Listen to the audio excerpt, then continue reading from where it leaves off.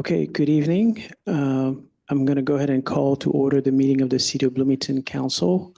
If everyone could stand, if able, to say the Pledge of Allegiance and remain standing for a moment of silence.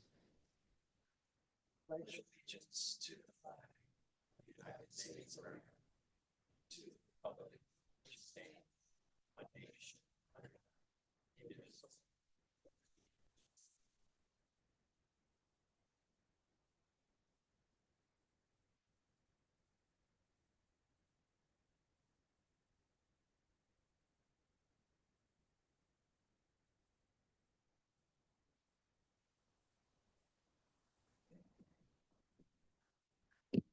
Thank you. Madam Clerk, could you please call the roll? Councilmember Kearns. Here. Councilmember Mosley. Here. Councilmember Motney. Here. Councilmember Dannenberger. Here. Councilmember Becker. Here. Councilmember Hendrick. Here. Councilmember Ward. Here. Councilmember Lee. Here. Councilmember Crumpler. Here. Mayor Millawamboy. Here. And we're going to move on to recognitions and appointments, and starting with a proclamation in recognition of Kalyani Mudumba as requested by Administration Department. And if you could please come forward, I'm going to read the proclamation and then give you an opportunity to say a few words and a picture if you'd like. Okay.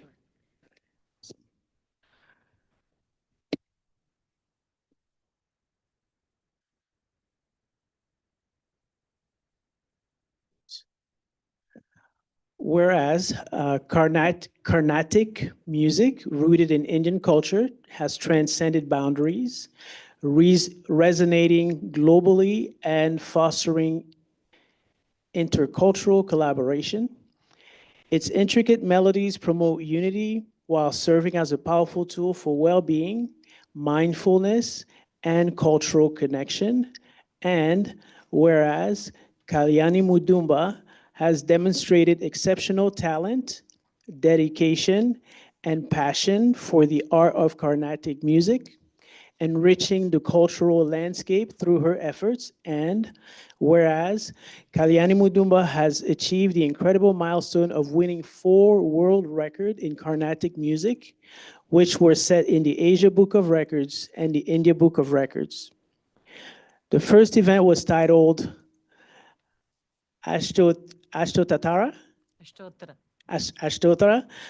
Shata Sankirtana, okay, Archana in 2023 for the maximum participants sung Carnatic songs in different languages, and the second event, Sundara Setu, in 2024 to raise funds for the Statue of Union. And whereas Kalyani Mudumba exemplifies compassion, community service, and cultural preservation through her initiatives. As the Kalyani School of Music founder, she has organized impactful fundraisers over the past decade, including the Sanjivani event for St. Jude's Children's Research Hospital. Her 4 world records were fundraisers for the Hindu Temple of Bloomington Normal and the Statue of Union. Additionally, she has supported animal welfare programs, donated to Netra Vidyalaya, a school for blind students, and used music to unite communities for meaningful causes. And whereas Kalyani Mudumba's efforts have enriched the local community of Bloomington by promoting multicultural understanding, creating opportunities for cultural exchange, and encouraging local residents to experience and participate in the timeless tradition of Carnatic music. Her initiatives have strengthened the city's inclusivity and fostered a deeper appreciation for diverse arts form while making a tangible impact on the lives of many. And now, therefore, I, Mboka Malambwe, Mayor of Bloomington, Illinois, do hereby extend my heartfelt congratulations to Kalyani Mudumba on her remarkable achievements and for her invaluable contributions to the field of Carnatic music and cultural enrichment. Let this proclamation serve as a testament to her outstanding dedication and an expression of gratitude from the community for her efforts in preserving and promoting the art of Carnatic music while enriching the cultural fabric of Bloomington. In witness whereof, I have hereunto set my hand and caused the official seal of the town of Bloomington to be affixed this 10th day of March 2025. Congratulations.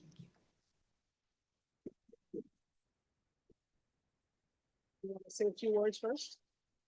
Okay, go ahead. Thank you so much. I'm truly honored to receive this proclamation from the city of Bloomington.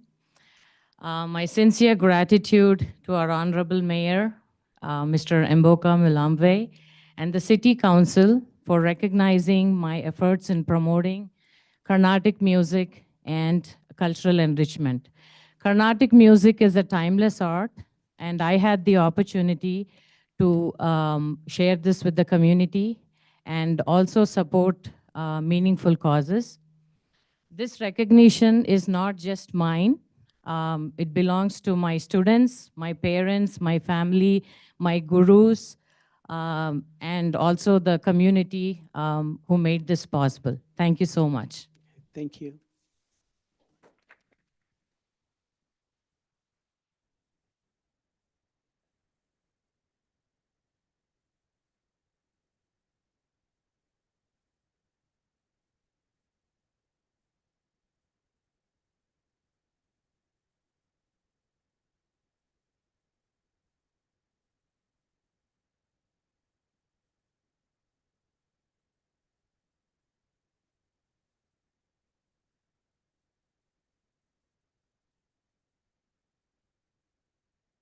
Okay, we next have a recognition in honor of, in recognition of Miles J. Simington. If you want to come up to the podium.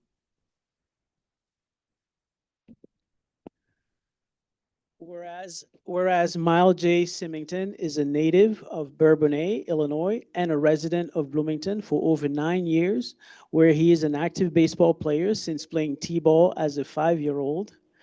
And whereas he is a starter on the 2014 United States Specialty Sports Association's Youth Baseball International Mondial, I was thinking in French, Mondial, hit tournament champion in Nettuno, Italy. And whereas he is a 2017 graduate of Normal Community High School, where he played baseball, basketball, and football, lettering in baseball and football, and earning all Big 12 in baseball.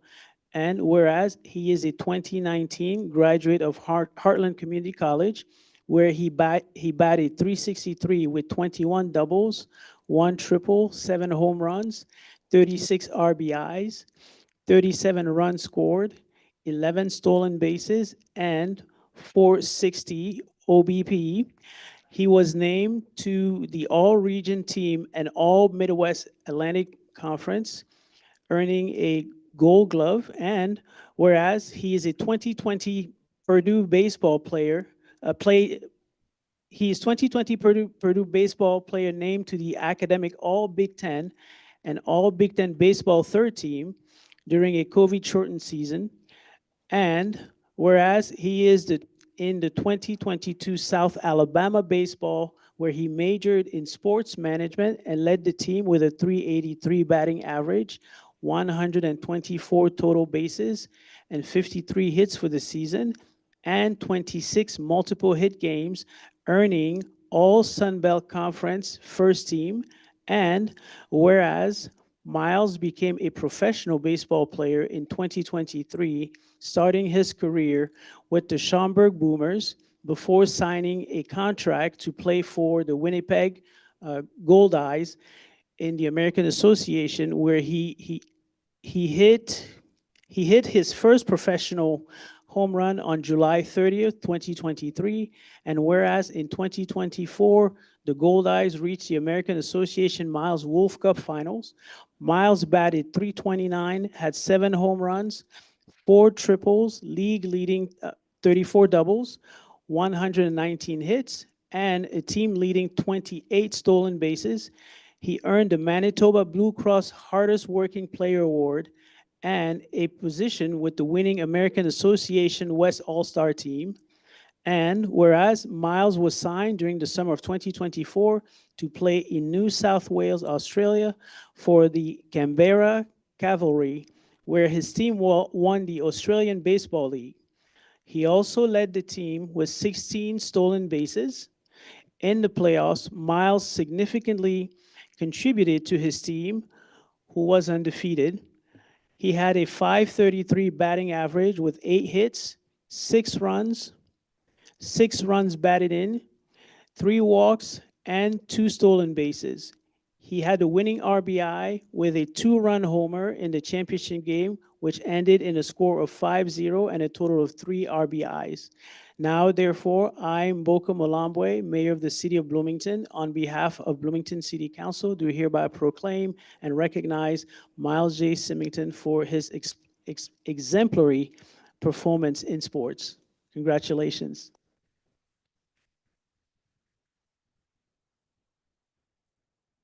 And if you haven't seen the video, you should check it out. It's amazing.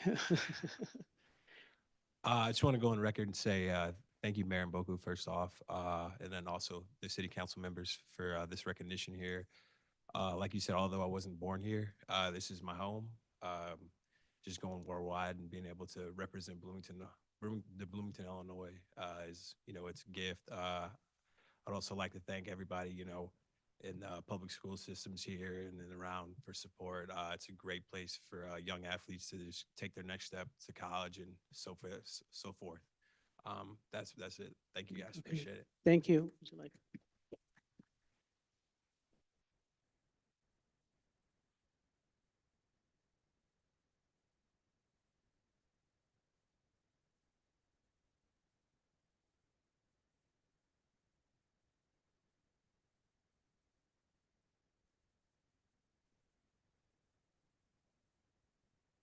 Okay.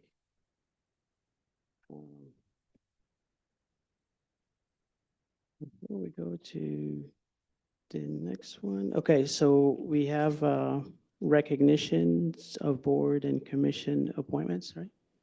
We do. Okay. We wanted to recognize the appointment of Jackie Young to the Citizens Beautification Commission. And if anyone is present, please stand to be recognized. And then also Alak Hunka to the Library Board of Trustees. And Yvette Hernandez to the Public Safety and Community Relations Board.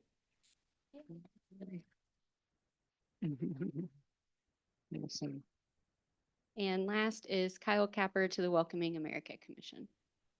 Okay, oh, we clap for him too. Well, thank you all for your service and look forward to your work on these boards and commissions. Wanted to mention as an FYI that item 8C is being pulled for the agenda and then will be considered forward at a later date. And now we're going to move on to public comment. All right, we have 5 people registered to speak after you read your statement. We will start with Georgine Chisel and then Sunny Garcia to follow. And for the record, we received emailed public comment from Jared Spiegel, Dave Reynolds, and Christine Crutchley. And I just wanted to point out for the record that Jared and Dave's emails actually came in on February 24th, but got caught up in our spam filter. So they have been provided to council, but just wanted to note that for the record. Thanks. Okay, sounds good. Public comment is an opportunity for speakers to provide their views and feedback to the City Council. It is also an opportunity for the City Council to listen and hear diverse points of view. To maximize the impact of public comment and show respect for the expression of all views, speakers should maintain civility and focus on city issues. Speakers must identify themselves for the record, but are not required to give their address. Each speaker is given the floor for 3 minutes, and the council does not respond or engage in debate. Any speaker that engages in threatening or disorderly behavior will be deemed out of order and their time will be ceased. Good evening, everyone. I'm here to speak on Bill HB 3687. Let Illinois decide on rent sustainability. Sorry, I'm tight-tongued sometimes. Housing should be stable and affordable, but in Illinois, it's neither. Rent has increased by 55% since 2019, making our state the fourth worst in the nation for rent hikes. Half of renters are struggling, with 26% paying over half their income on rent. Each year, more than 750 evictions alone and nearly 57,000 across Illinois.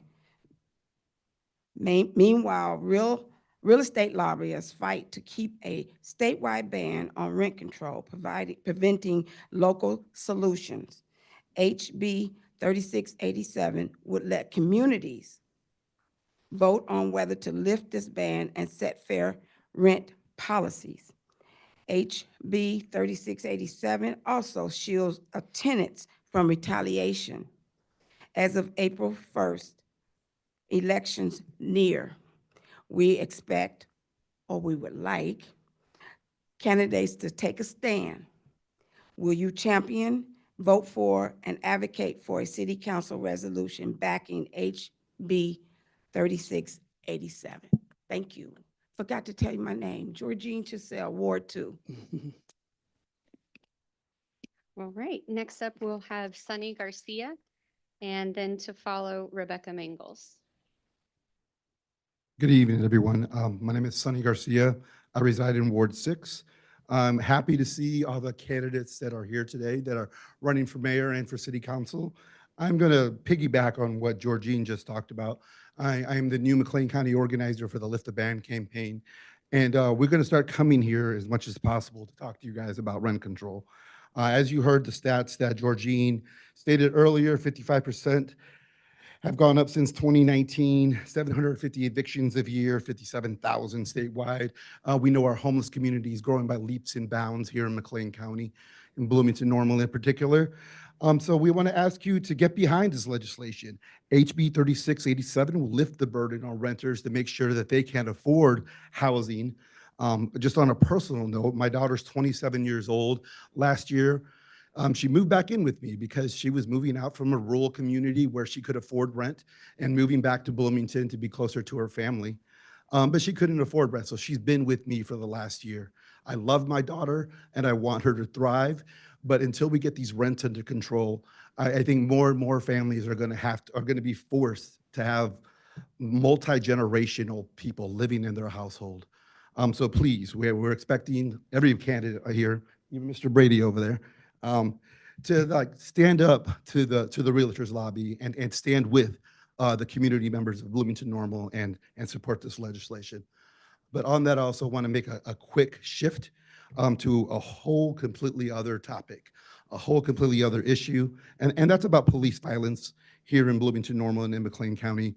Yesterday, I stood with the family of the young man that was killed by the Bloomington Police Department 2 weeks ago.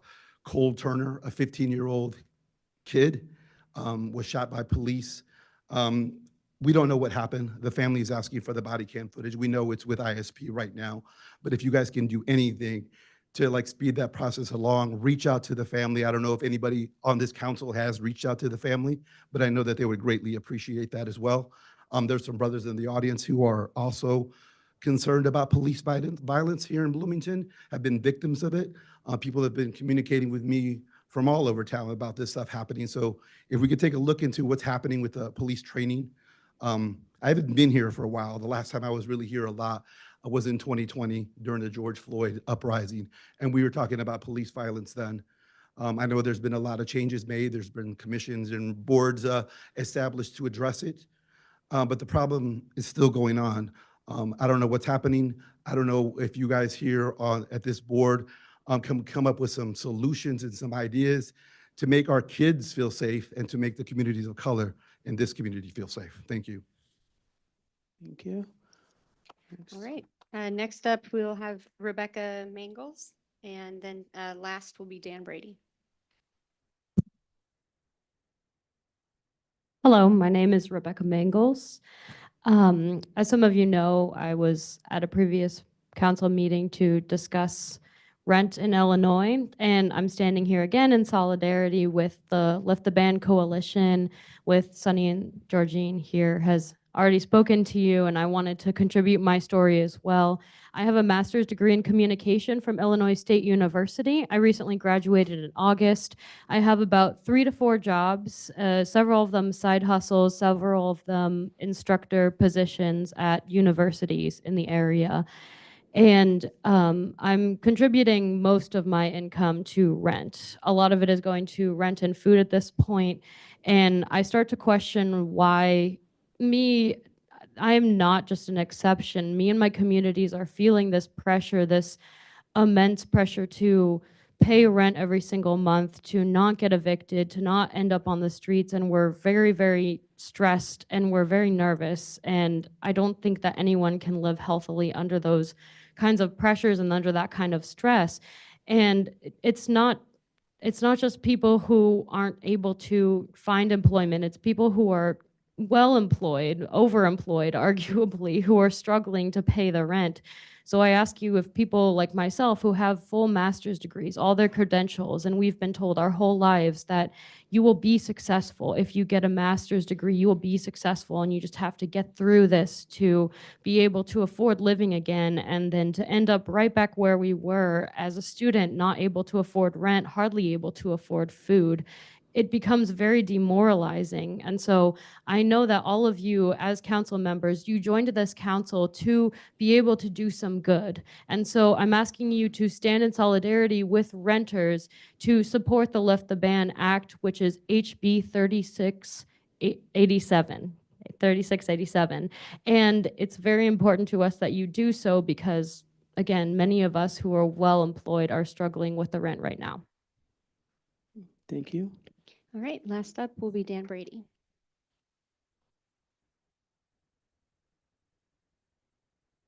Good evening, ladies and gentlemen, and members of the council. It's nice to be with you, and thank you. Regarding the matter that's before you this evening with the Bloomington water issue and the purchase of a packed feed system and waiving of the formal bid process for this purchase, obviously should be taken with a serious consideration. Not only is the price of $755,000 approximately a large price tag, the annual cost of the operating expense of 500 to 100 million is even more concerning, as well as other recent purchases of quantitative equipment that we heard about a couple months ago. I certainly do not have the insight into the issue as Director of Water, Mr. Andrews, does. I only have the insight of listening to hundreds of Bloomington residents of their opinions on the matter, right or wrong. And the purchase of this is the answer? I hope so. Wonderful. If it's not, and even more concerning, will be the time frame and the effects that this may or may not have on our water taste, smell, and clarity. I would suggest that seeking the visual inspection of the pumping stations at Lake Bloomington and Lake Evergreen be carried out as soon as possible with more requests for expertise help. That could be the quickest, most accurate, and cost-effective solution to the problem for Bloomington's citizens and the businesses affected. Thank you very much. Thank you. There's no further public comment.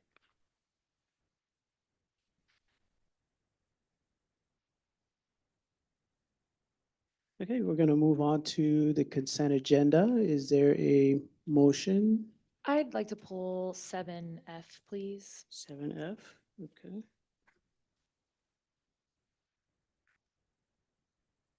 Anybody else? No? Okay, so is But- there a motion to approve with the exception of 7F? So moved. Okay, is there a second? I'll second. Okay, second by Councilmember Hendricks. And we're going to do the clickers.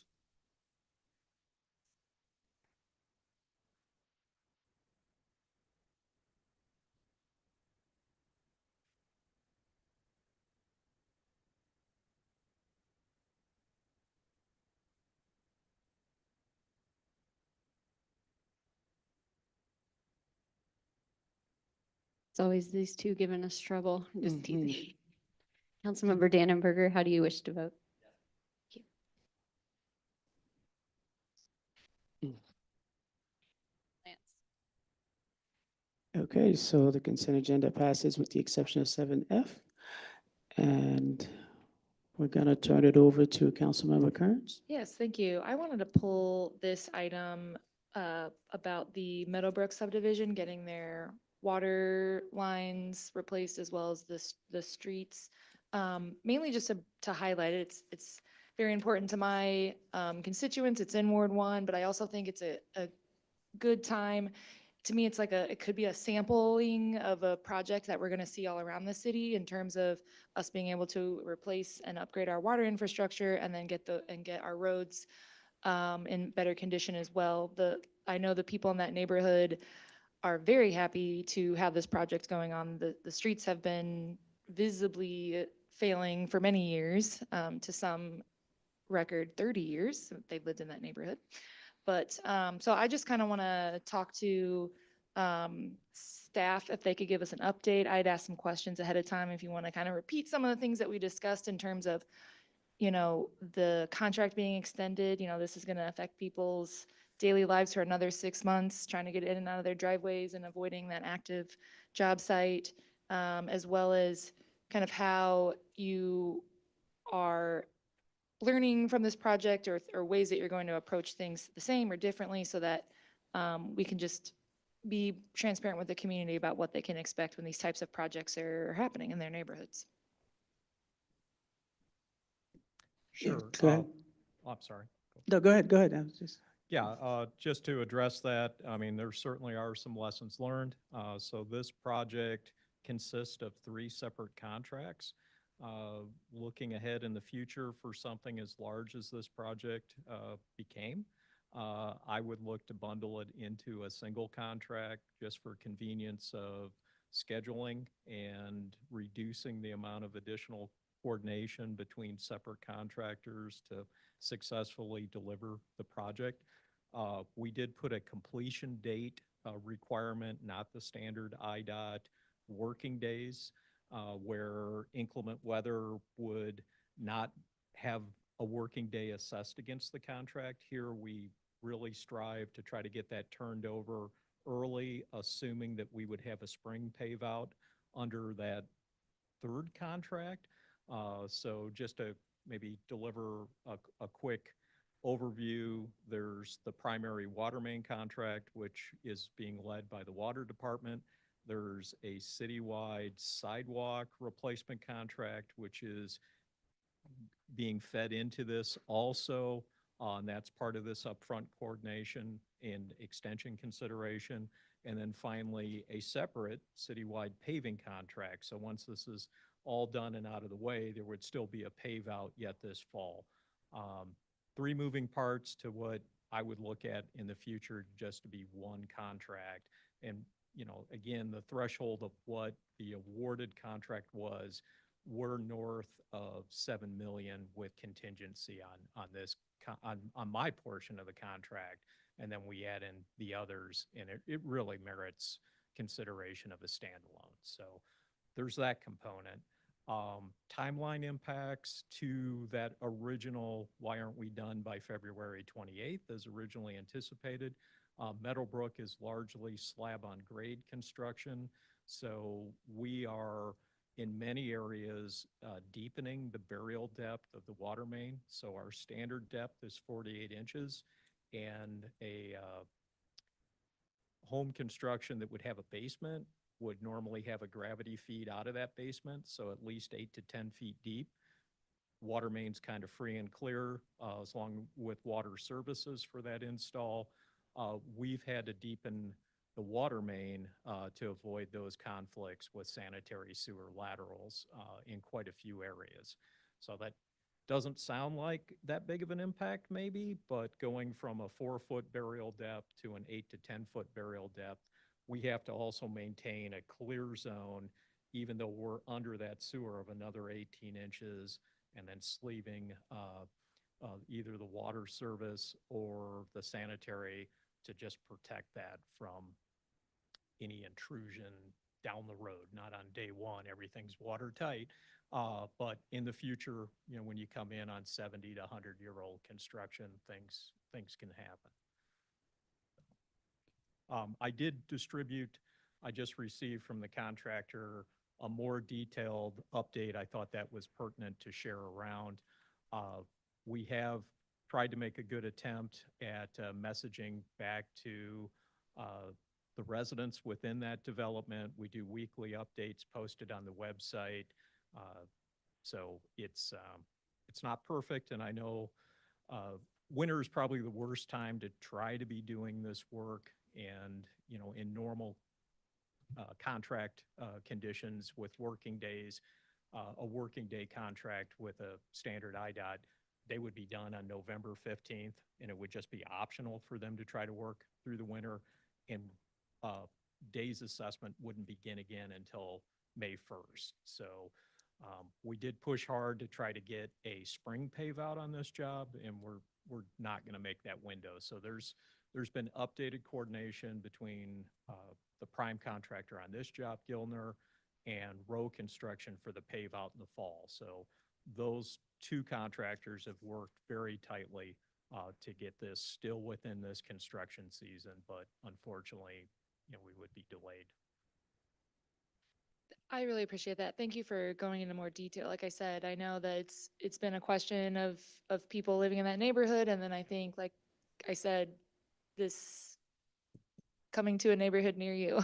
So Yeah, no, Um, you're absolutely right. We want to approach these larger types of projects differently, moving ahead, and pending the outcome of the vote on this item, we'll get this updated on the website as well and message that to the residents. yes, thank you so much. And I move to approve this item. Okay, is there a second? I'll second. Okay, second by Councilmember Crumpler. Clickers.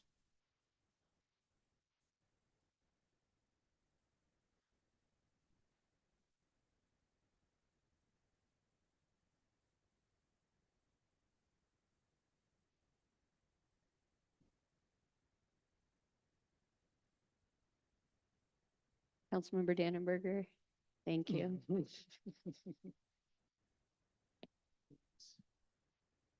Okay, the item passes, no nays to announce.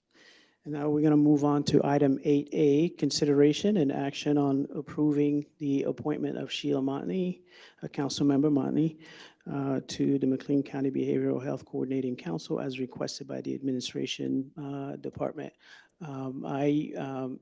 Looked at, folks reached out to me about appointing a council member to the Behavioral Health and Coordinating Council. And at the time, I thought Councilmember Montney would be able to do a really good job. One of the things that I have enjoyed about her presence on the council is that she's always very well researched on a lot of the issues, financial acumen as well, which, on the Fund Advisory Council, there will certainly be a need for that. And I do also know that she does have, time to be able to devote to this. So for that reason, I thought she would be a good representative for us on the council, and I would appreciate your, your consent, council. So I don't know if anybody has comments. Yes, Mayor, I would like to move that we table this nomination until after the first, or until the first meeting in April. Okay, is there more, so is there a second?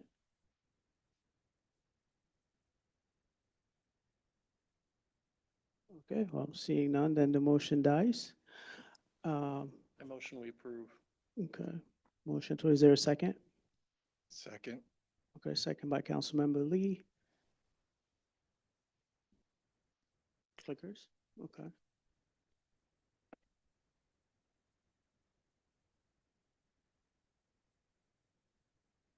Councilmember Dannenberger. That's not correct. What I'm seeing here, it's not what I'm pressing with my button. The colors will change. If you want to go ahead and change the colors, Lance.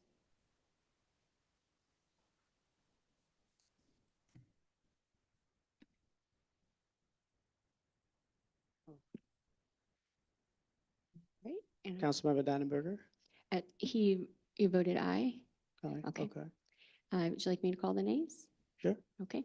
Councilmember Kearns, Councilmember Ward, Councilmember Hendricks. Okay. Now we're going to move on to item 8B, a consideration and action on a resolution waiving the formal bidding requirements and authorizing a contract with Chemco Systems Incorporated for the purchase of a powered activated carbon back system in an amount not to exceed $755,132 as requested by the Water Department. Wow, you're here already. I'm anxious to resolve this problem. So are we. Yep, Sue, do you want to make some comments? Yes, well, no, just thank you, Mayor.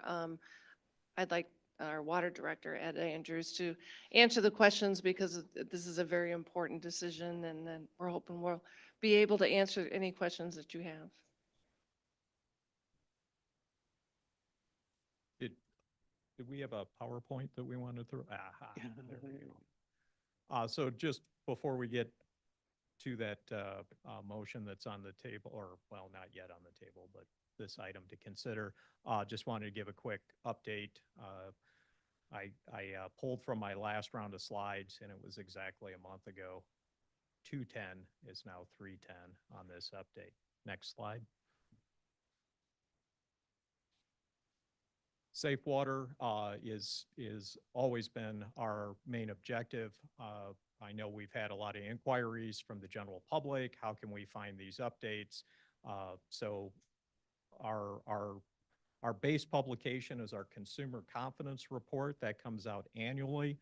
That's a static document. We've also updated the website so that people that want to inquire about ongoing testing can get to Drinking Water Watch.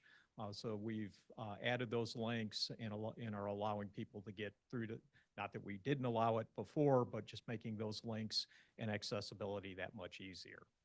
Next slide. Just a report on lake levels. As you know, there has been an ongoing bit of a drought or a deficit. We did experience a 2-inch rainfall last week, whereas Lake Bloomington was at 7.7 feet down. It has rebounded to 6.2 feet down, but Lake Evergreen is still our primary source. That's what we're drawing off of and have been drawing off of since January 31st. It is 3.6 feet below. I think when we started, it was 2.7. So we've had some rebound.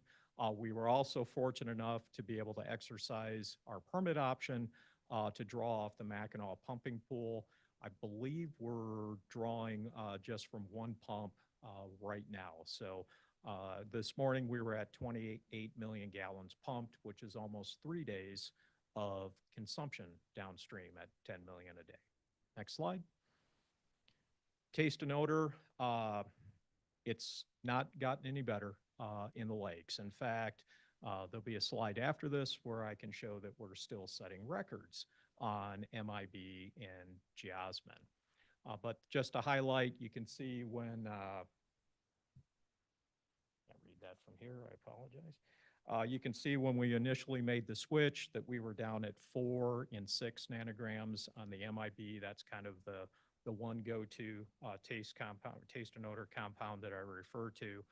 Geosmin is there, but MIB is really the pronounced one. And you can see we're just steadily climbing. Next slide. You can see that this event compared to September is substantially pronounced. And again, we set a new record on Lake Bloomington of 300 nanograms per liter in MIB and Evergreen at 550. We're fighting our way through Evergreen at 550 at the moment. Next slide. In-house testing, yeah, we've spent some money, and that's honestly been long overdue to spend that money on this testing equipment. We are making decisions based on week-old data. So this device will allow us to run at runtime. I do know from conversation with my staff, they reached out to ISU. They have a machine, but it's not as accurate as what we're buying, so they could not give us the types of results in detail that we need. We are also investigating a lab in Florida and trying to get them set up as a vendor. City of Springfield and Decatur both use that lab, and they're able to get a 3-day essential turnaround with FedEx and 2 days in the lab. So we're a little ways out yet. March is the ship date from the PO, from the approval the last time I presented at council, and then we'll have training and set up in early April with that firm. Next slide. So why isn't it working? GAC, granular activated carbon, is what's capping our filter beds.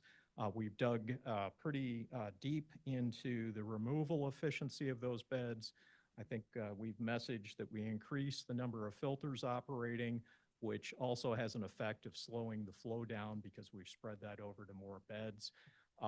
Actually, today we're at 15 beds, but this is last week's data, so 14 beds were online then. We have one more bed that we can open up, but we're not going to get there trying to knock taste and odor back at these levels with just 16 filter beds. Next slide, which segues into the PAC system. As mentioned last council, we did have a PAC system. It's we still do. It's a manual feed system.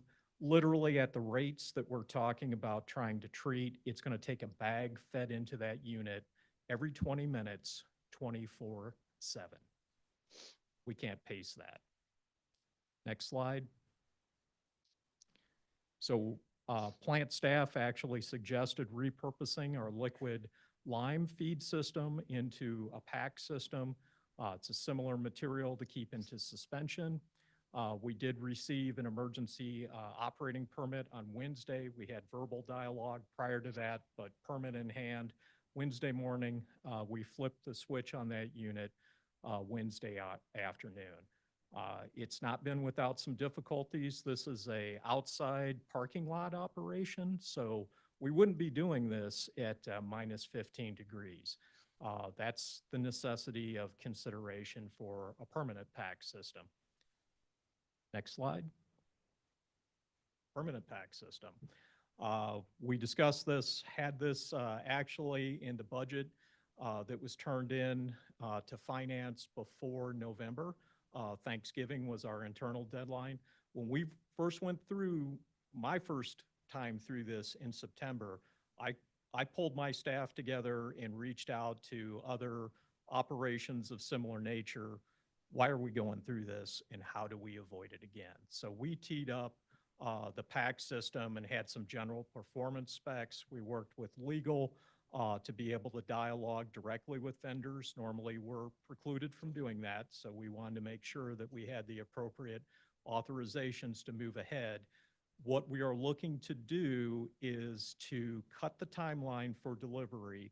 Instead of doing a traditional design, bid, build, we're going to procure the equipment ahead of time. There's a 12+ month lead on this equipment, so we get our place in the queue to get this made, and then we'll put out a traditional bid package for foundation construction, plumbing, and electrical to bring this all together so that when it ships, everything's ready to set and we're able to bring this online. So retire the temporary and jump over to the new PAC system. Next slide. Lake management. Where does this problem come from? It comes from algae in the lake. In coordination with IEPA, we reviewed their records. We apparently never have held an algicide permit. I had the mayor sign application for an algicide permit, so we're going to be engaging both North Water Consulting in Springfield, who helps with our watershed management program, and also Hawkins Chemical that we've had out to the plant already. about some treatments of copper sulfite, the liquid version, to be able to kind of take the fight from the plant where we're treating the symptom and then go after the root cause. Next slide. Continuing on with lake management, stratification of the lake, that's where there's different layers of water itself and different concentrations of algae and different materials. Our staff, in conjunction with Illinois State Water Survey back in 1996, installed 2 destratifiers, which mixes that different layers up before it enters the intake. So we've worked pretty hand in glove in the past and have already made some of those steps that might be those considerations at the inlet. Next slide. And then future enhancements. We have most of this equipment already deployed, but tying that in together where we're building a relationship between what we're monitoring out in the lake and tying that back into MIB and Jasmine. That's not a solid one-to-one, but it's an indicator. And this is equipment that we already have. It's pretty impressive, the working relationship that our lake manager has with USGS and research with ISU. And again, just wanting to be able to bring that forward. We're still a couple of weeks out from that being complete, but we're excited that that's another resource that we'll be able to bring to the table moving ahead. And I think that was my last slide. That was my last slide. Do you have a comment? Mayor, I just wanted to add a couple things. I think there's a question out there like, why haven't we seen anything? The temporary pack is under operation. I know the crews worked really hard in getting it set up. Well, I was asking Ed about that today, and one of the things is that this is still, we're kind of limited in the test results. We're basing how much pack to add on week-old information. And so I said, well, why can't you get it under control and then, bring it back down? And the problem with that is then you might put too much in there. So it's kind of one of those things where we have to slowly rise how much we're putting in based on the test result that we're getting on a weekly basis, a week late. So we're getting there. We are hearing some comments that it's better. Some say it is not.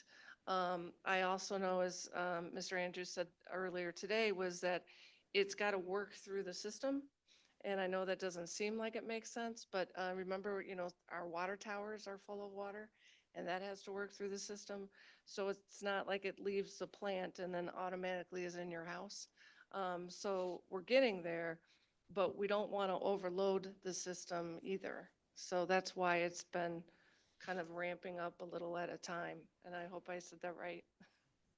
Too much of a good thing can be a bad thing. So pack blow through is a real concern. And so, having those particles show up at your tap in your house is not what we want to have.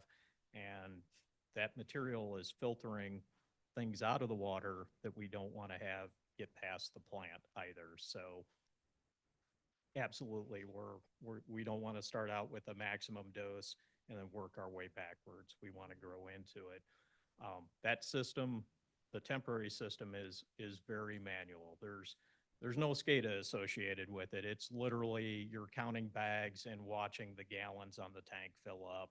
And I mean, it's as 1929 as you can get. Well, I want to say, Ed, I was at the plant on Friday, and thank you very much for all the work that you're doing, you and your crews. I think it's important to remember that this is something that nature has a hand in, and in the past we've been able to address the issue. Because it's something that we're used to, but all of a sudden, these microorganisms are at much higher level than we have, that we have experienced in the past. So it's almost like a relearning process and trying to figure out what to do. So definitely appreciate all the hard work that all of you are doing out there. Councilmember Hendrick? Yeah, any I would word? just express the same, that I appreciate the work that you're doing and how you're trying to respond to this as quickly as feasibly possible. I also want to say thank you from the city, whoever's doing it, for the updates and communication. I know that was something that we heard often from residents, or at least I did, that they wanted more communication. And so I think it's very much been appreciated that you guys have been out there communicating more. And I would motion to approve. And I'll second. Okay, motion by Councilmember Hendrick, second by Councilmember Ward, and just, Councilmember Crumpler. Thank you, Mayor. Director Andrews, thank you so much for coming this evening and, and helping us continually think through this problem. I wondered, I think you mentioned other communities have purchased or used this power activated carbon system. How long did it take those communities to get back to a place where the water didn't have the odor and didn't have the foul taste that people have been complaining about? Can you give us kind of a sense of how that timeline works? So I was at an event in Springfield with American Waterworks Association, and folks from Springfield and the director from Decatur were there, and those are the two closest communities with surface water lakes, and they both feed PAC and have fed PAC for a long time, and we used to feed PAC. So why we didn't pursue upgrading that manual system into what's being proposed tonight, I can't answer that. You put me on the spot before of, but it definitely was something that we identified based on those communities. We made a field trip down to Springfield. The operator at Springfield, she pulled me aside and she said, you don't really want to know what our MIB is, but theirs is 6 in Lake Springfield right now. But they do feed a baseline PAC year round. And, I know this costs money, but really we should strive to be below 2 nanograms per liter if we want to really knock that complete lake taste out of the water. And, we're historically been satisfied when it's below 10, the complaints calm down. I would, I think we had talked at least last meeting about a potential for a taste committee where once that permanent equipment's installed, that it is a real thing in AWWA guidelines that you engage the citizenry and form a board, and then you collectively work on a panel for what is that magic taste and odor number that you're striving to hit. So that would be my hopes, that we're talking about that a year from now instead of taste and odor. We're dialing it into, oh yeah, that's where we want to have our baseline, and we're able to tweak that feed in and maintain that across the board. Okay, Councilmember Mosley. Yeah, I want to say thank you for coming again as well. My question is more around the lines of, I know you've given us kind of a timeline as to when equipment could be in and when it could be online. Is there any concerns, or are we looking ahead to make sure that we can get those granular components consistently, especially if other peers like Decatur and Springfield are going to be looking for those same resources? Well, they've had that, established in their operational procedure for years. So they're not coming online. We're just adding to the requests. So this year, I actually had our bid widened on our chemical supply to include PAC. I didn't anticipate that we'd be feeding PAC in February. A February emergent algae bloom was not on my bingo card, but we're going to deal with it. So we have bulk PAC bid on the contract for May 1, and I anticipated that we would utilize that contract coming into fall or early winter for this fiscal year, albeit late in this fiscal year. So we are able to work with Calgon Carbon, that's our supplier for our existing GAC material, and they were the successful bidder for the bulk, which shows up in a semi and is blown into the new PAC tower when we have it. But they are able to sell us that bulk material in large industrial strap handling bags. I had a photo of that. And essentially, it's the same price for that material. So a lot of it's just pivoting on the fly to get that lined up. I know we had city manager approval. We tapped into his signature authority up to 50 grand to buy our first round. Actually, the quote for a full truckload, 20 bags at 40,000 pounds, was 53,000 and some change. And I had them drop 2 bags off of that load, so we would be under that. We've already loaded 6 bags into the system. So we're a third spent right now. It's not depleted yet, but our burn rate is probably going to be 15 to 20,000 a week to get through this high of an event. And then as that drops off, we'll dial it back, hopefully with our test equipment in place, and we'll just have this all dialed in moving ahead. Okay. So we have 3 minutes here. Could you, I think it bears repeating, what happens with the algae bloom? Why are we seeing these fluctuations? Well, we typically wouldn't see that, Mhm. but I know we had an iced over condition. Our talks with a group out of University of Wisconsin-Madison campus, some professors up there had said, "Oh, you're in a snow deficit." Yeah, we're at least half behind. We should be at 20 inches, and I think we're only at 10 so far this year. So, well, your ice didn't have any cover on it, so it turned in essentially to a greenhouse and UV excited your algae and got it taken off early. So that's kind of the fight that we're having. I know that there's multiple lakes that IEPA is working with to combat this similar issue as well. So we have been doing weekly sample testing with IEPA to make sure that that emergent algae bloom doesn't turn toxic on us. So we are, closely monitoring that. Okay, well, thank you very much. Oh, Councilmember Lee? What's the life expectancy of a system that we're getting? I know we somewhat want to future-proof it and not be in the same situation we are now where something's broken and we never really fixed it. And so, what's the life expectancy, maintenance-wise, what are we looking at? So, yeah. And yeah, I do thank you for everything that you and your staff are doing. Well, beyond the base warranty, I mean, we can expect a piece of mechanical equipment to be on the order of easily 10, 20 years. And I wouldn't expect that we would need to replace the pack silo itself. We might outgrow it, like we outgrew the manual feed system, and that was let to retire under hopes that GAC would carry us through all future events, and it has proven incapable of that. But mechanical, I mean, we have mechanical staff at the plant now. I didn't share all the startup pains of the temporary system, but the lime system, we burned through 2 pumps within the first 3 days up there. So we've got people swapping those out constantly.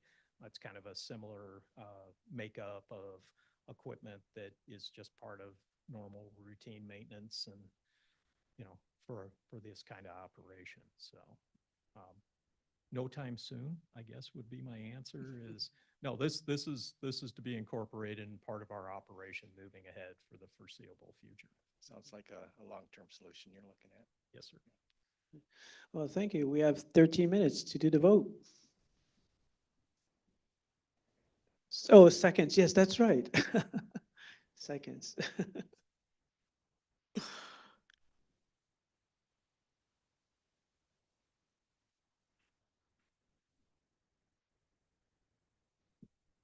It's just you. I'm just using. Councilmember Dannenberger, how would you like to vote? Thank you. There's something. You must have like kryptonite in your arms or something. Yeah, there you go. Okay, so the item passes, no nays to announce. And we are going to move to item D, a presentation of the fiscal year 2026 proposed budget and capital projects as requested by the Finance Department. Thank you, Mayor. Finance Director Scott Rathbun and your directors are going to, first, Finance Director Rathbun is going to cover the budget in general and show you where we're at. And then the directors will help talk about all the capital projects and the different divisions. Thank you. 50 minutes for all of you. Don't feel obliged to take them. Just kidding. Sorry, we're going to need every minute probably. Geez, by code, we have to present our proposed budget, our official proposed budget to council by March 15th. So tonight is officially the presentation of the proposed budget. We went all over a lot of the financial exhibits on February 17th. We'll revisit some of those when we do the public hearing at the end of the month, and then when we do the adopted. So tonight, we're going to do a high-level review of some of the financial totals, but spend most of the night reviewing the $81 million in capital projects. That's 25% of our total budget. It really kind of gets, it makes it more tangible. We talk about all these numbers, but this is really where the residents see the impact. So next slide, please. So the numbers have changed related to the front and center project that was approved last week. So with that $3.9 million project, there were in the financial impact, we said we'd add that to the FY26 budget. For the citywide, that impact was basically twice because we're going to pay for that project out of the capital improvement fund, which is funded from the general fund. So the general fund transfers dollars to the capital improvement fund. That's one expense. Then we're going to pay for that project out of capital improvement fund. That's the second expense. So the citywide budget, went up by 7.2 million. The general fund doesn't feel that same double expenditure, so it went up by 3.95, less a contribution that we had baked in the last time. So we're at $137 million now. So the financials are the same as last time with the addition of that front and center project added into our capital project totals. So for capital projects, in February, we showed 77.2 million. We're adding 3.95, so $81 million in capital projects. Again, 25% of the citywide budget, a very material number, putting the city's taxpayers' dollars to work, hopefully seeing that impact and making life better for everyone. Next slide, please. Putting this exhibit in, our perspective on growth of government. Councilmember Motney had asked for a factor for the total budget because typically we net down our gross budget. We net it down by capital projects, and those can be very significant. So we have $81 million, and we show kind of a net operating growth. That's typical, but we've added a number here, annualized total growth. So we're taking that top line and getting an annualized growth number. So you can see we're about 2.7% in operating annualized growth since 2017, but excuse me, almost 5% when we add in capital projects. Next year, that's going to spike because we're probably going to have about a $70 million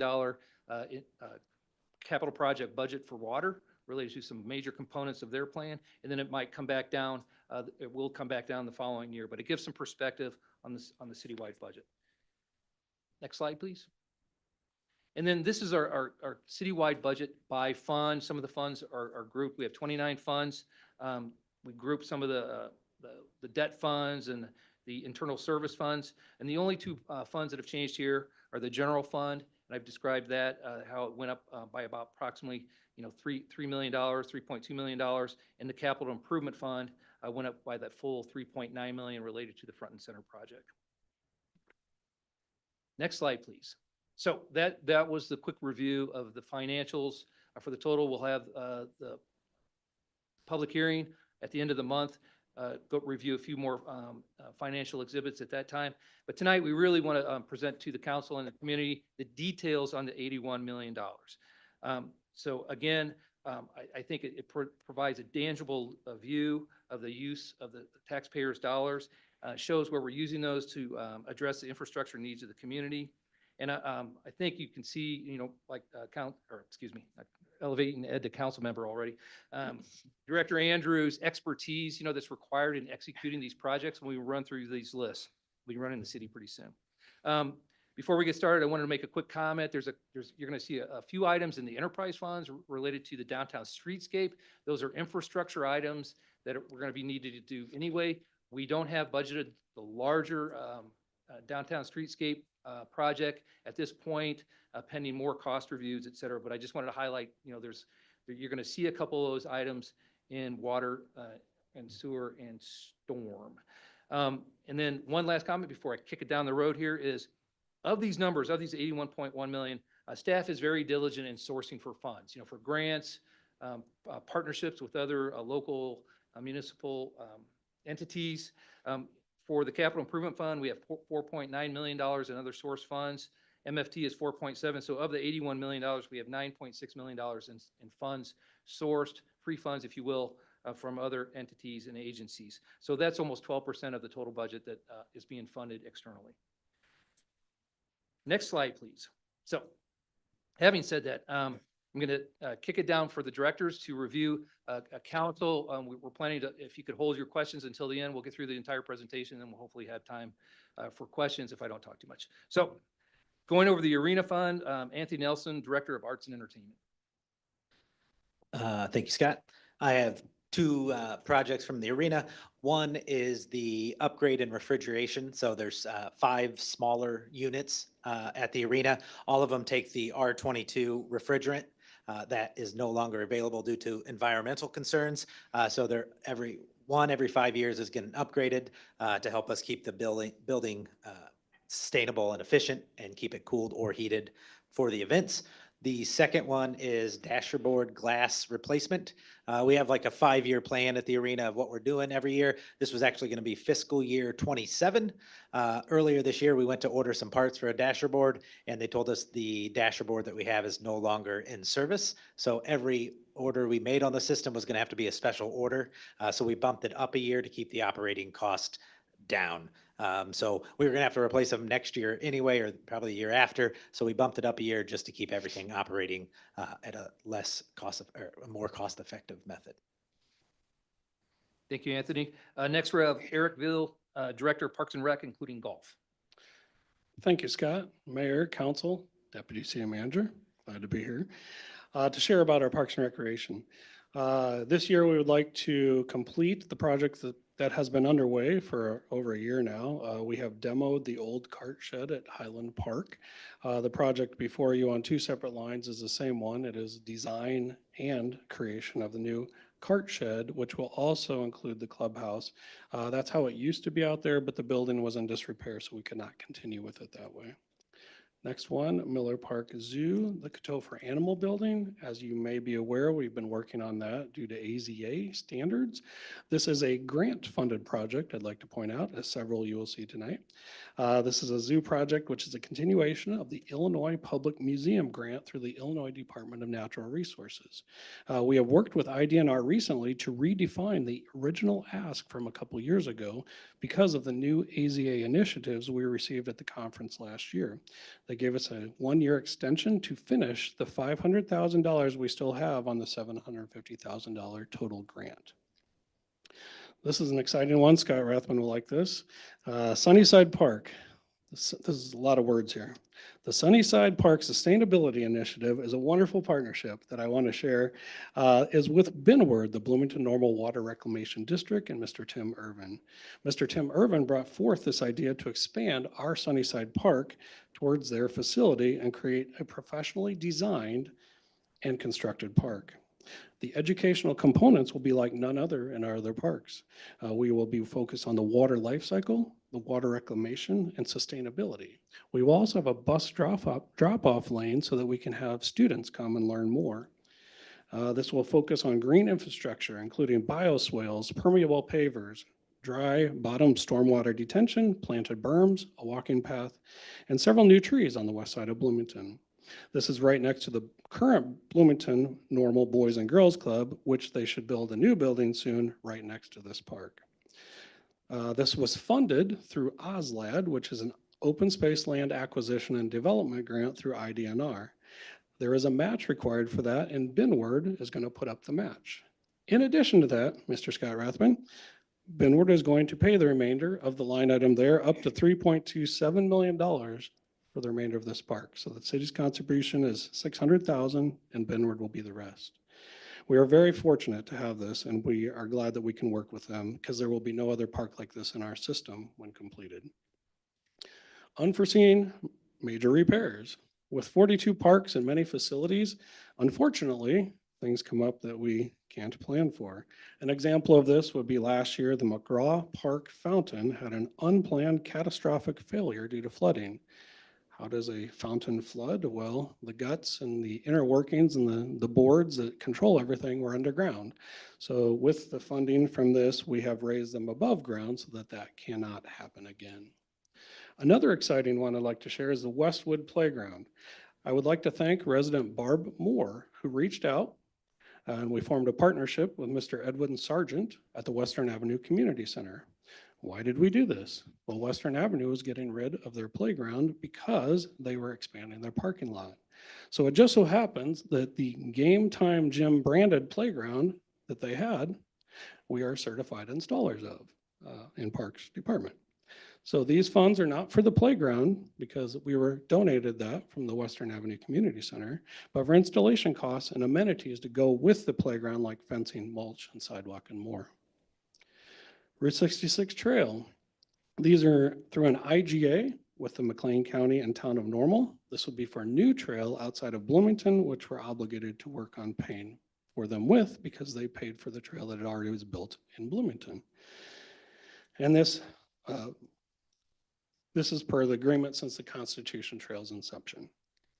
Trail resurfacing. This one, I'm going to focus on Mr. Karch at the end here. This is from Morris Avenue to Bellis Landscaping on Fox Creek Road. While this is a negative in the Parks Department because there are a lot of cracks and things we need to fix, I think about the time we get this fixed, Jim will be hopefully finishing Fox Creek Road, and this will complement that and put it back to a nice feature that leads out of town or in town from Funk's Grove. Another one, Miller Park Zoo, kitchen roof. I really don't have anything exciting to say on this. It is a roof that needs repair. And if we don't fix a leaky roof and mold and mildew contaminate the food preparation area at the zoo, that's not a good thing. So I really need that. And the last thing on my list is the shade sale for the concessions at O'Neill Aquatic Center. We have struggled the last year because we did not actually have the shade sale structure in the original bid document for the entire project. And we struggled last year with umbrellas on tables, which flew away or were destroyed before the end of the year. So this would fit in the already engineered high tension supports that were designed with the original project. So thank you all for allowing me to share about Parks and Recreation this evening. I'm proud of what our team does, and I hope you realize that we are doing our best to work with community partners, leverage our funds wisely, and receive grants. Also, I want to give a shout out to Scott and Chris in finance who make working through all of these things a lot easier. And thank you for that. Thank you, Eric. And next we'll have Fire Chief Corey Matheny go through the fire projects. Good evening. Thank you everyone for being here. What I'm going to talk to you about tonight is kind of a continuation of the topic we've had last year, stations and staffing.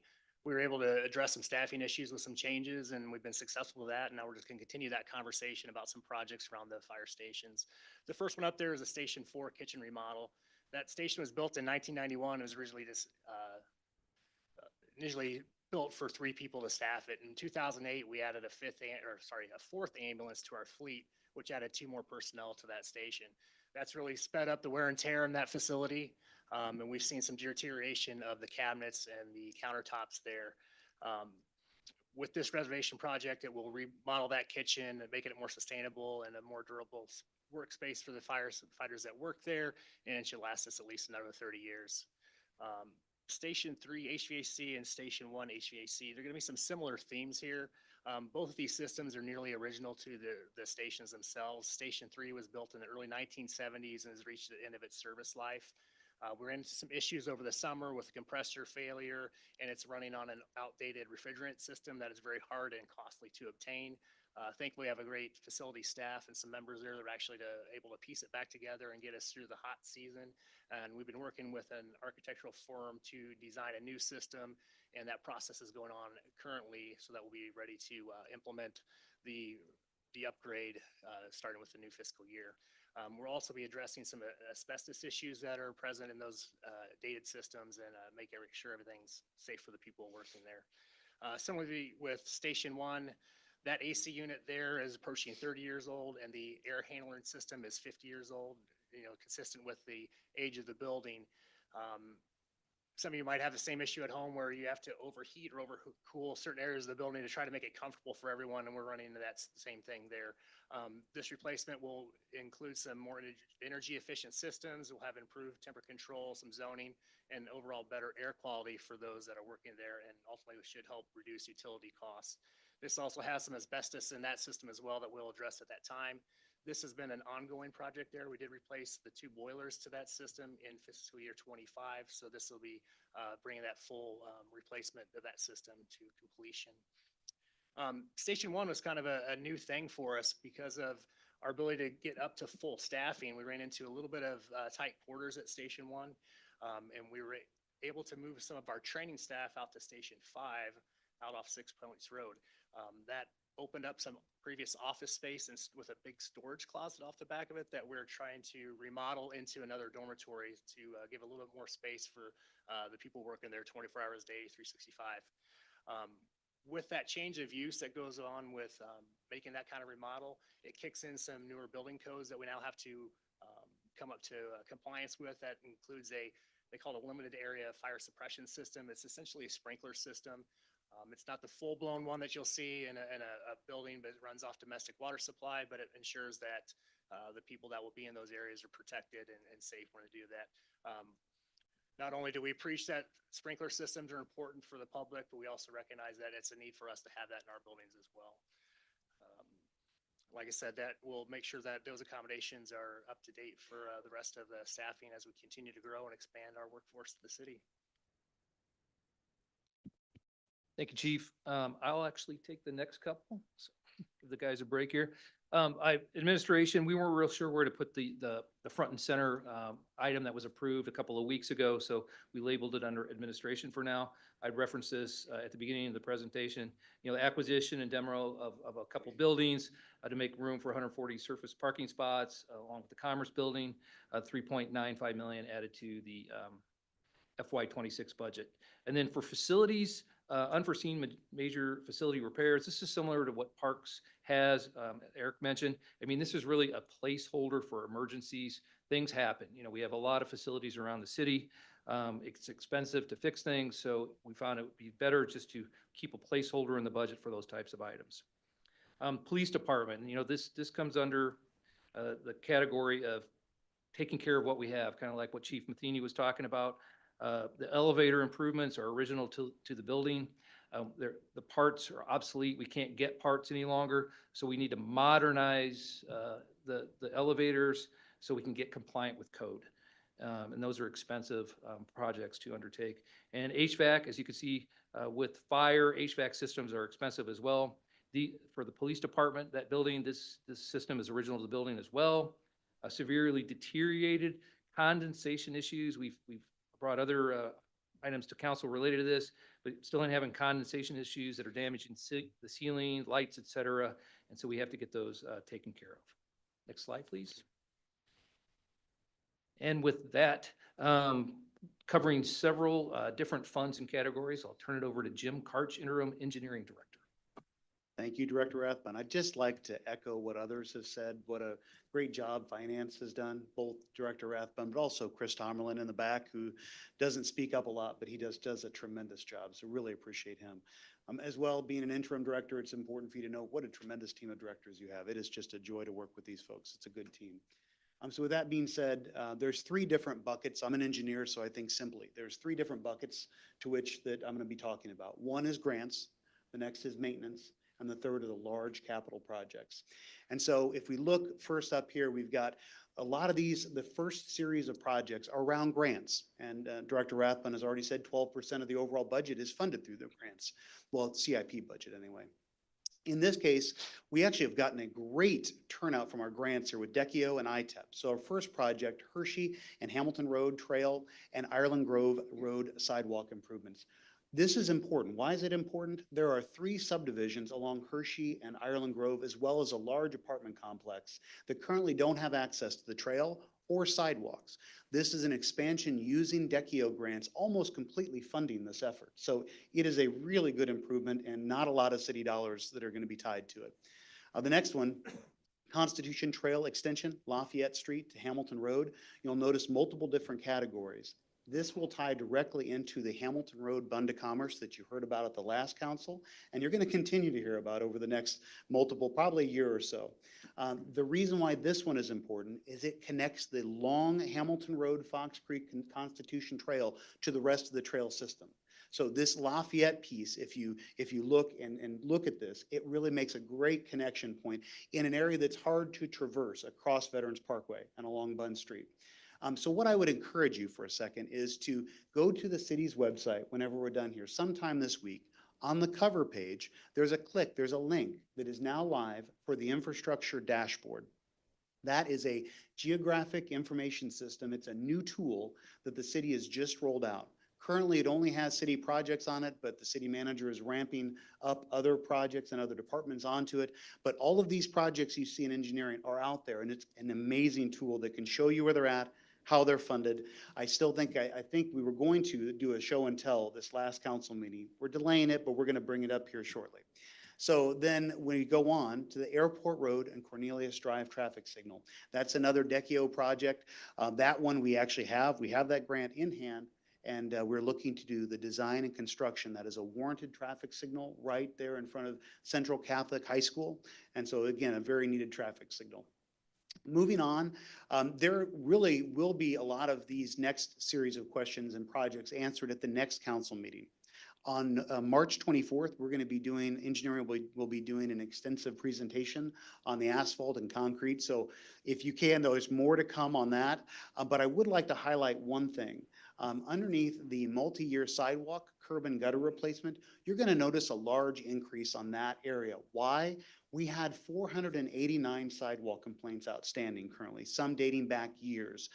Whenever they asked me to be interim, one of the things that was tasked, and administration, both City Manager Juergens and Deputy City Manager McLaughlin, were very supportive of saying, hey, we need to put more resources and make sure we take care of every one of those sidewalk complaints. So I can thankfully say that all of those are now in the FY26 contract, will be taken care of and assigned for completion. So that is a very big, good thing. We'll highlight more next time, but I just wanted to forecast that positive win. Next slide, please.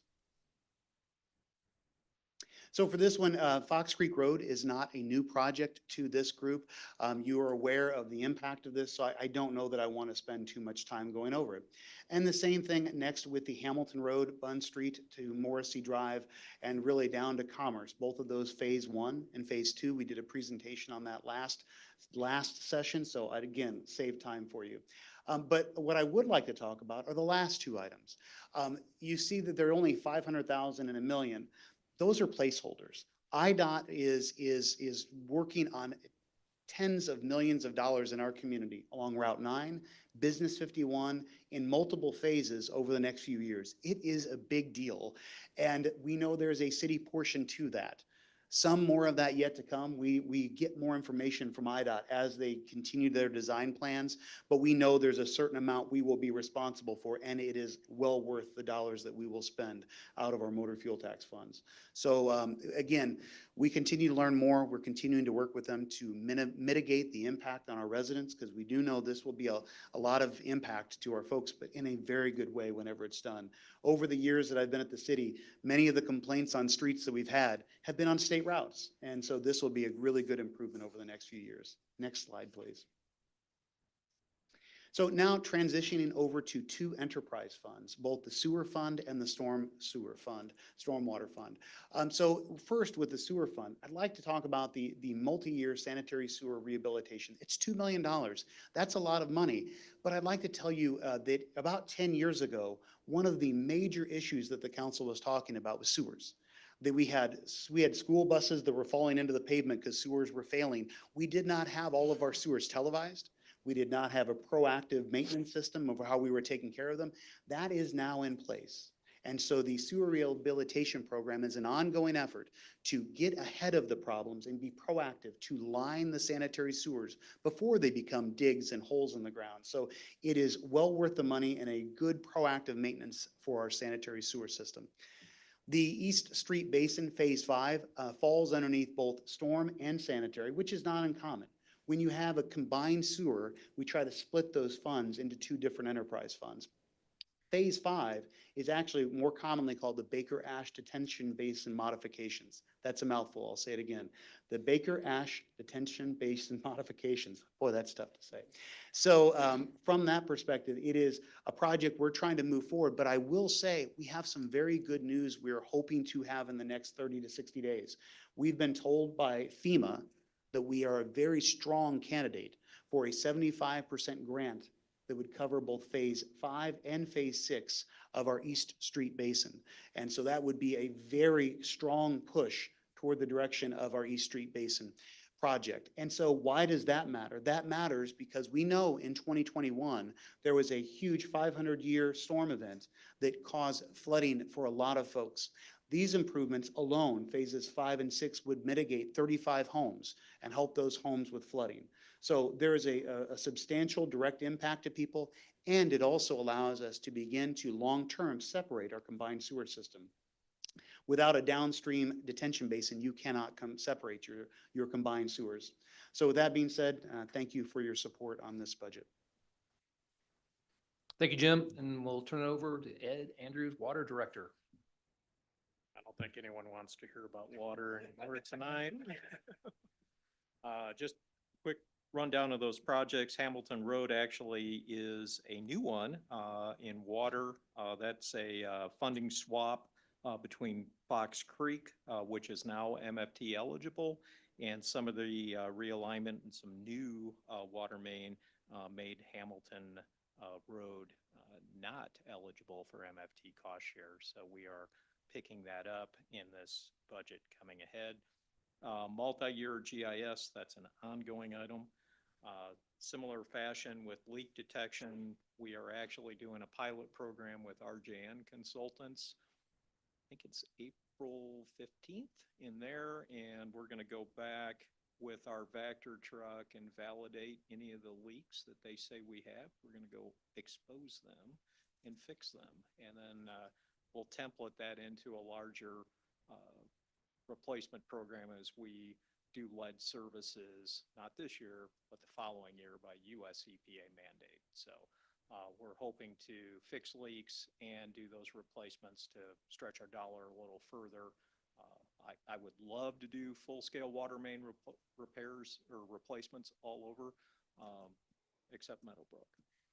Okay. Census Tract 59, that's actually IEPA eligible for SRF funding. So we structured that around a lower amount. It looks like we might be getting substantially more SRF funding through IEPA. We're having a public hearing on that program Thursday afternoon at 3. Everyone knows about it. It was in the pantograph. But that actually appears that we would be in line for 5 $8 million disbursements instead of the standard 2.8 that was last year's program as far as debt forgiveness. So we'll keep that updated as we progress. US 51, this is us trying to get out ahead of an IDOT project. So fairly substantial cost involved in that. I think I had previously shared that 20-inch main is identified as our most critical water main in all of Bloomington. So it feeds downtown from my office at Division Street. Just general water main replacement and upgrades, we have slated at $1 million. People always throw extra work at me to pick up. And then the PAC system we talked about tonight, Scott approached me if we wanted to take that off. I think what we'll look to do is repurpose the construction dollars in next year for part of the foundation construction and also the PAC purchase, which we're going to present at next council authorization for $500,000 in PAC purchase over this next year. Hydrated lime, that's an ongoing upgrade project, not this system that we've repurposed, but additional on our Slaker system up there. That's a design project. Park maintenance building, that's for lake management folks. They had a building burned down a number of years ago, so we have some insurance money. It just keeps getting more expensive, so I think we've gone out for bid on that building 2 times previous. I think we've hit our sweet spot of how we can balance the two and get that done this year. And then lastly, upgrades to the electrical. I think I've shared previously that we are one of, I believe, 2 substations at 2,200 volt electric instead of 480. The last time we had a breaker or fuse system pop out, we literally had to source old stock from California to get that portion of the plant up and running again. So we want to get on 480 and get those upgrades to the 1929 half of the plant put to bed. I think that's all my projects. Scott, back to you. Thank you, Ed. Next slide, please. So to bring it back to the official presentation of the proposed budget, we will notify the community that the proposed budget can be found online on the finance page. Go back. The details, there's detailed project sheets on every one of the projects that were gone over tonight. We have 2 budget books online. I'll kind of bring your attention to budget book number 2. Other funds, debt and capital improvement of note includes summary and details on infrastructure projects. So there's pictures related to all these projects that were discussed this evening, showing the needs, the concerns, some of the problems that might be encountered. But all of that is available online. We also have hard copies in the hub, hard copy in the hub and the library, so you can the community can view those. We don't have them for distribution, trying to cut back on costs, so we're just putting 1 copy available for those that may not have access to the internet. But we just want to remind the community that there's a lot of information available related to our budget. You can pick and choose, what you may be interested in. There's a table of contents that has hyperlinks to the areas of the book, so you don't have to try to, page through 350 pages in each book to find those projects. Next slide, please. So to kind of wrap, and I think we're going to make it way under time, Mayor, 30 minutes or 35, if I can wrap it up here. Want to express my appreciation for the directors for spending their time tonight educating council and community on the projects. I hope that it kind of highlights some of the expertise and complexities related to executing on $81 million worth of projects. It's not just putting that shovel in the soil. There might be some competing interests, in the community related to what we should be doing with those dollars. But with our discussions internally and with council and the community, we're hoping that those dollars are going towards the infrastructure, where there's the greatest need. And we're hoping to show, that the taxpayers that we're good stewards of their funds. And again, with the ultimate goal of making life better for everyone. So the remaining schedule for the budget, I mentioned this earlier, but we have a public hearing at the end of the month. There will be a notice in the Pantograph tomorrow related to that, and then the final council adoption, hopefully on April 14th. This presentation, all the presentations can be found on the finance website. That's the note at the bottom. And next slide, please. And with that, we'll see if there's questions or comments. Okay, thank you, Scott. Thank you to all of you directors. I know this process starts in August, right? So that's it's a long time coming. Definitely appreciate all the work you've put into it. And one thing that I always appreciate, I will always recommend, is for people to take a look at the budget books. They're pretty thick, but they're written in a way that is easily digestible. So definitely recommend that. I have a quick question for Jim. So the East Street Basin, you said we're getting phase 5 and 6, we're getting grant funding from FEMA, right? We could? What I actually was saying is that I think it looks like, yeah, Is the echo as bad as it on your end as it sounds on mine? Okay.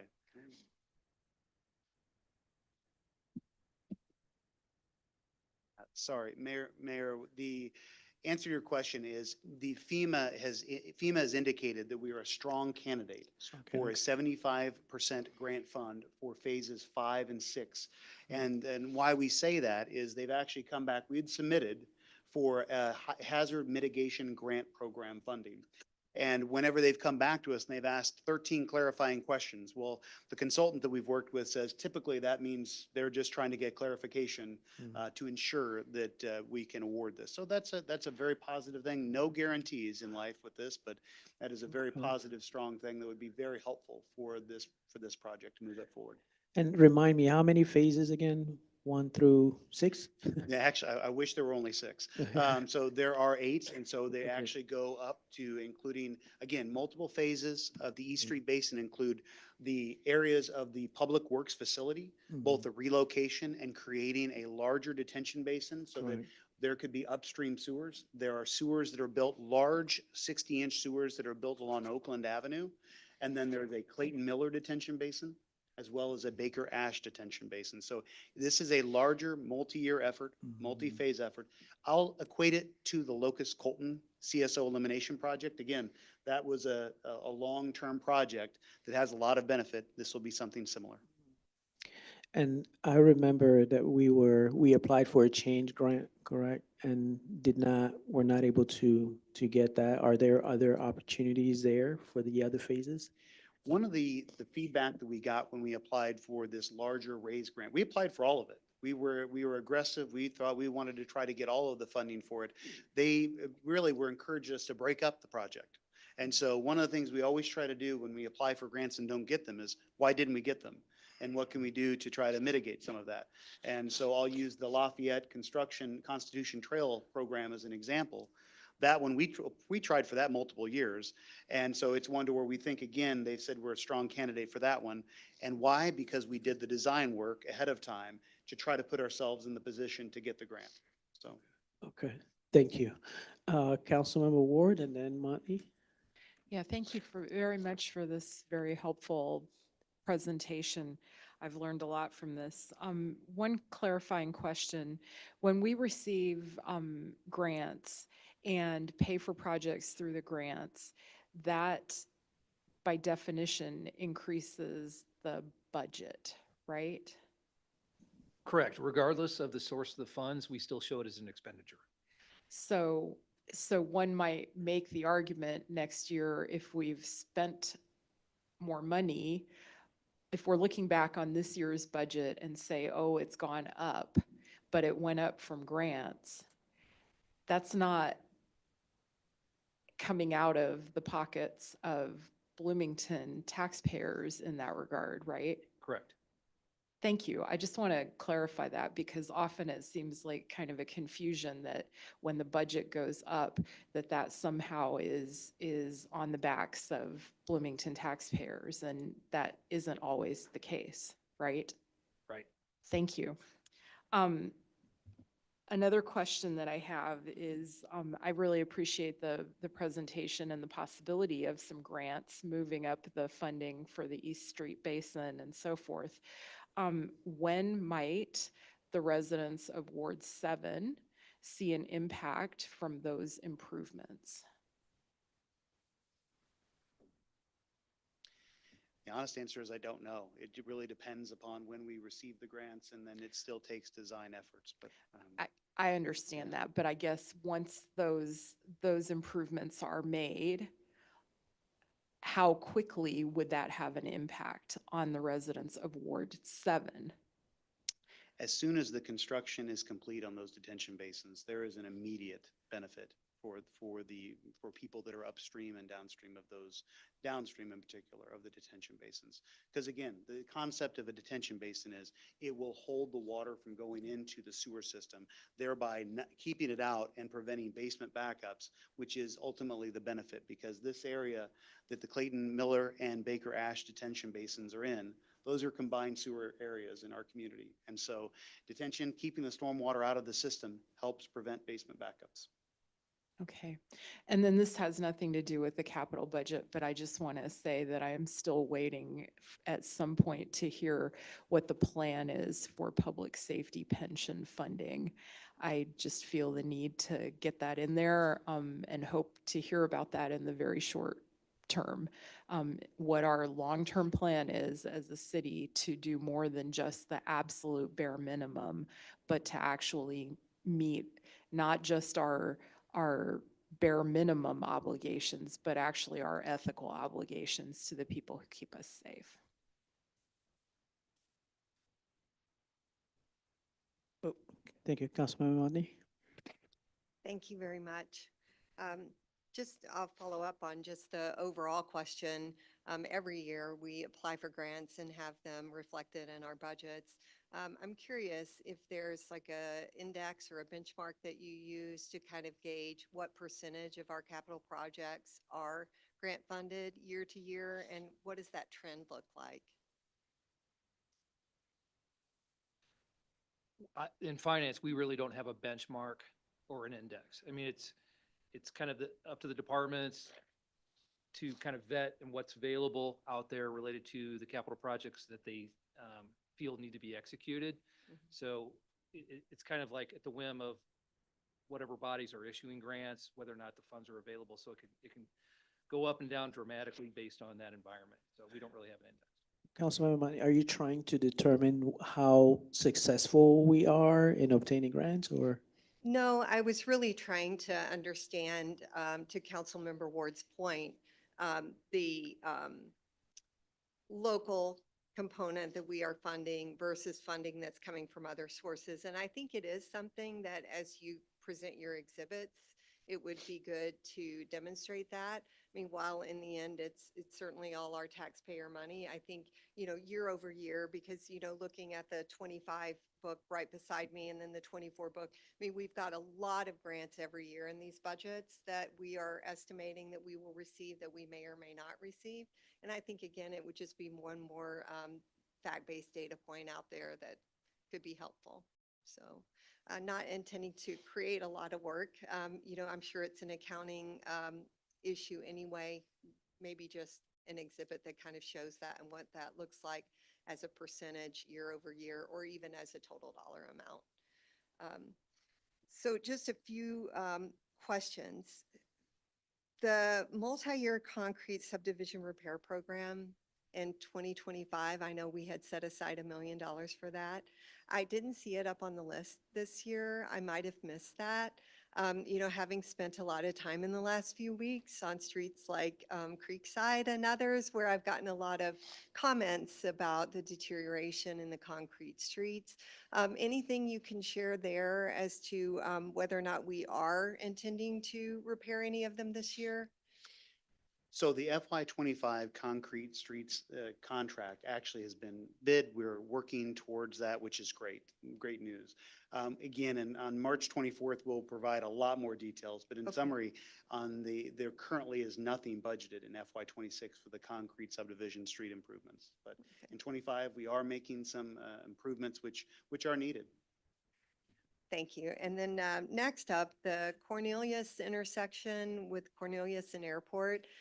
This is one of the few things that last year we had this in the budget actually for a higher amount than what we saw this evening on the screen, which I don't know what that means, but it was good, I guess, to see.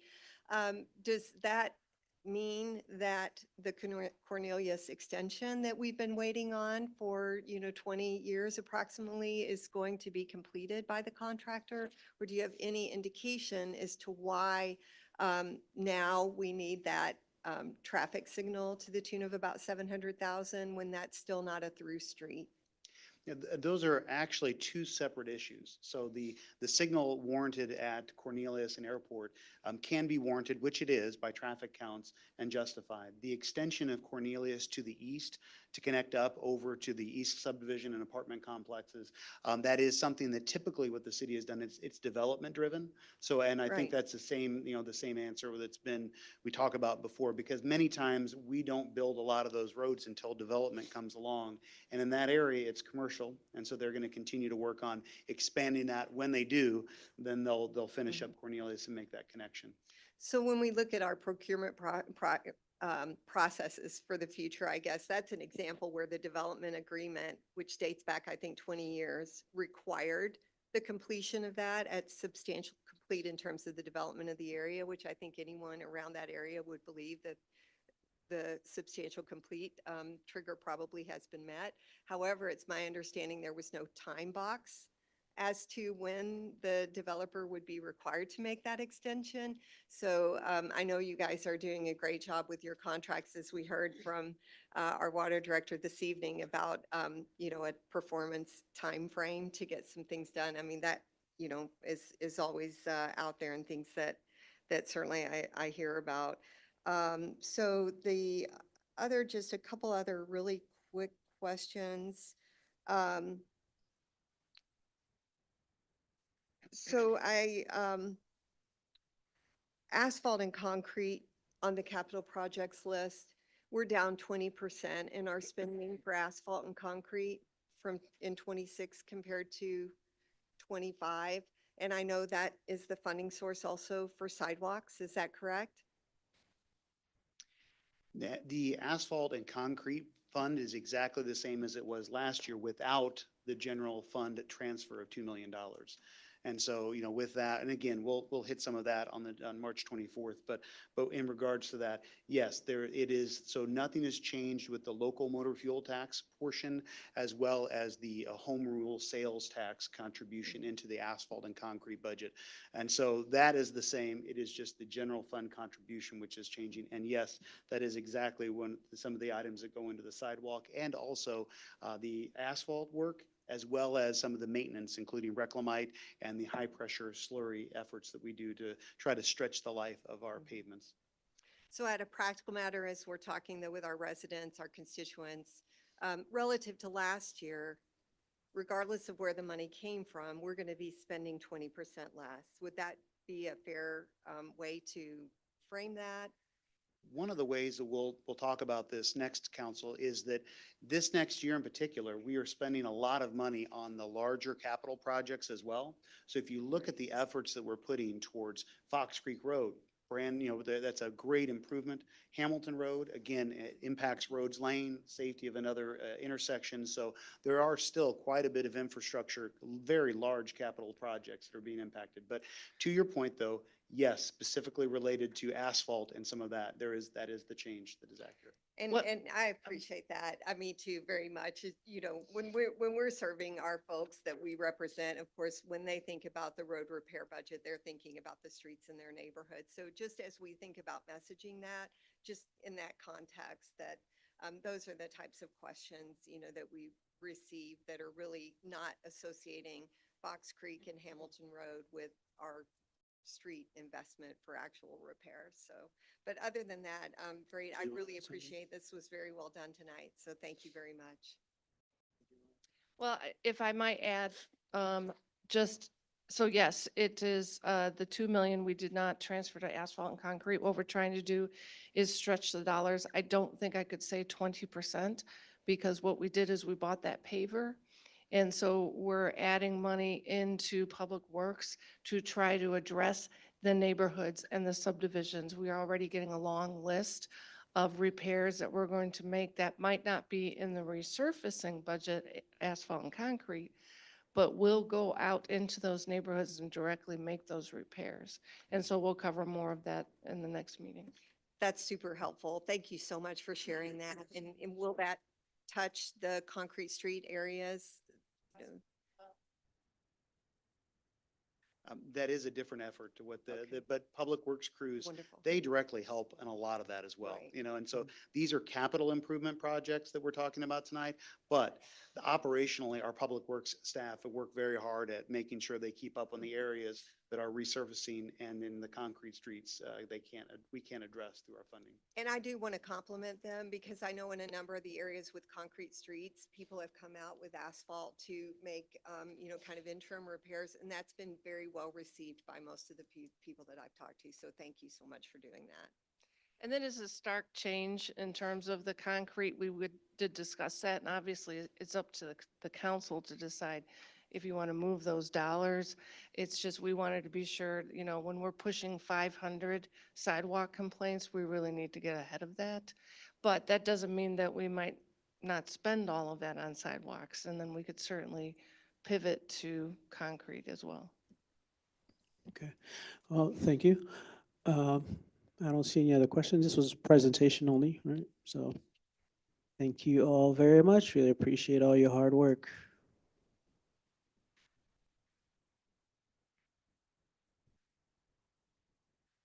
Ed, you look like you wanted to stick around.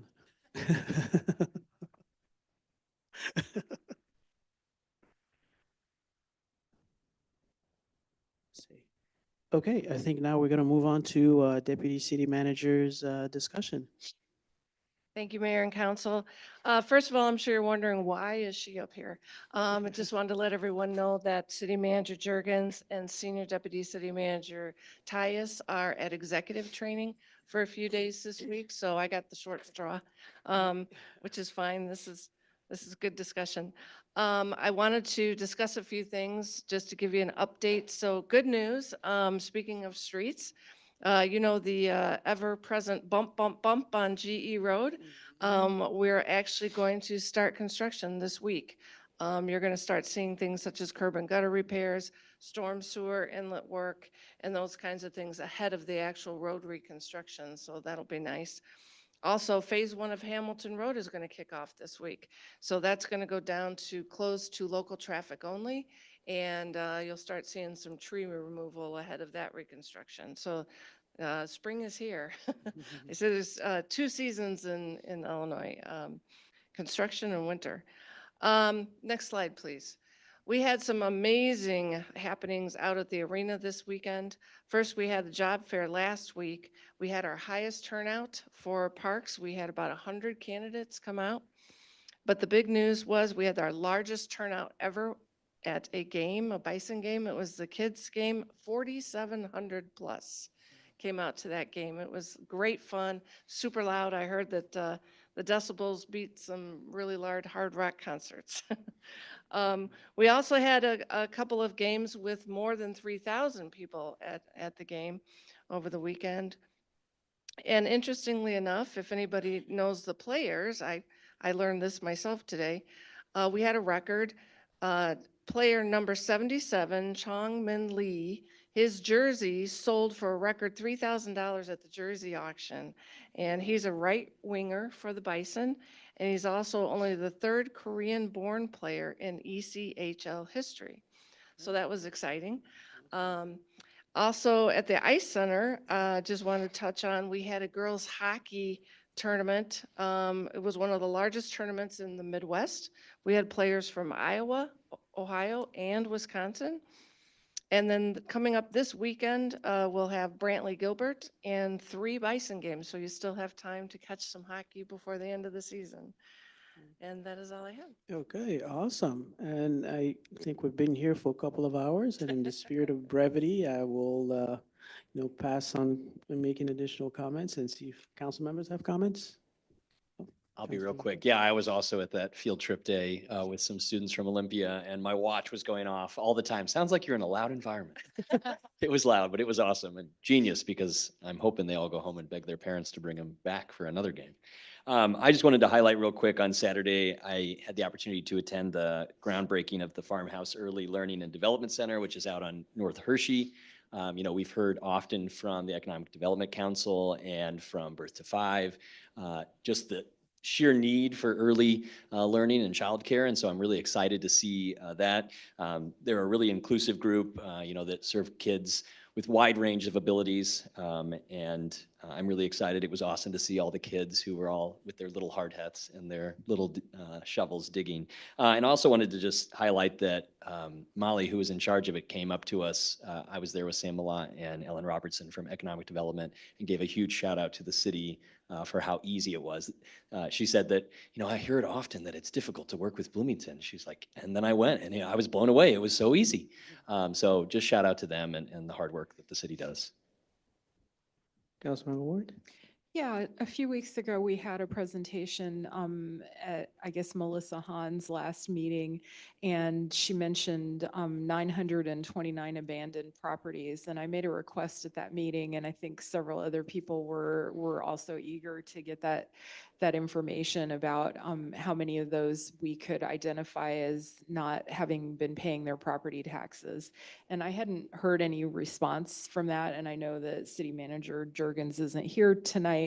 I know that the city clerk had suggested some things about tracking down that information, but I want to sort of bring that back up to the top of everybody's radar again and ask for that to please come back to us, because it was my understanding that we were able to get that information by the next meeting, and it's been at least 2 meetings since then, so. Thank you very much. Thank you. Councilmember Lee. Yeah, I just want to say thank you for sharing this story about Player Lee. I just want to say it's been amazing to see how the community has adopted him and has become a fan favorite. And there's a small Korean community here in town, and it's just neat to, there's just an ever-present community. They're very active, and it's just kind of neat to see how he's been adopted in the community. So thanks for sharing that. Are you the one who bought the $3,000 jersey?